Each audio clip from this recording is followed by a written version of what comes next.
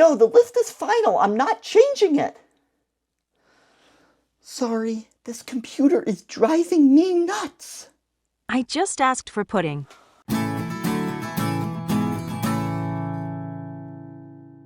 Sometimes you have a list where you need to add to it later on. Like if you're making a shopping list, you might forget an item and need to add it later. But sometimes you're making a list and you won't need to add any later on. Like if you're making a list of all the months in the year, there's only 12. You make it once and you don't need to add or remove any months. It's in those situations that you could use a tuple, which is like a list, but it's immutable, which means it cannot be altered once it's created. To change a list to a tuple, you simply replace the square brackets around the items with parentheses. And this might make you wonder about a comment I made in a previous video.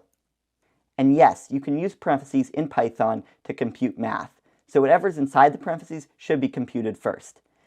But this is another way that parentheses are used in Python. You can tell that it's not an order of operation because there's commas inside of it.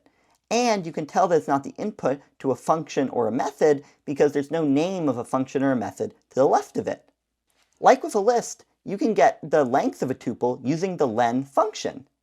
And like a list, you can access items in the tuple by using square brackets to the right of the name of the tuple and then the index of the item inside the brackets. It's not parentheses here because that would be overusing the parentheses. We always use brackets to get items at a certain index.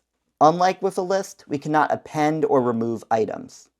There's a tuple function built in, and so we can convert a list to a tuple using the tuple function and convert a tuple to a list using the list function. Very cool. I bet you're wondering if we're going to learn more data structures. Oh, we will, but I think that's enough for now.